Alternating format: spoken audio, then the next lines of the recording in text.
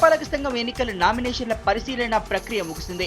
తొలి 4 రోజులు నామినేషన్ల ప్రక్రియ అంతంత మాత్రంగానే జరగ్గా చివరి రోజు మాత్రం ఏకంగా 1142 నామినేషన్లు దాఖలయ్యాయి.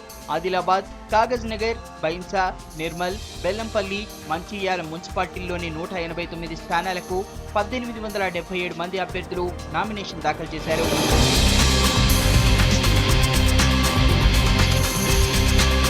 జిల్లాలోని ఒక్కో వార్డుకు 10 మంది చొప్పున బరిలో నిలిచారు. పార్టీల నుంచి బీఫామ్ దక్కని వారు రెబెల్ అభ్యర్థులుగా బరిలోకి దిగారు. టీఆర్ఎస్ నుంచి ప్రతి వార్డులో 2కి తగ్గకుండా రెబెల్స్ బరిలో ఉన్నారు. విడ్రాలకు టైం ఉండడంతో రెబెల్స్ ను బుజ్జగించే పనిలో పడ్డారు నేతలు.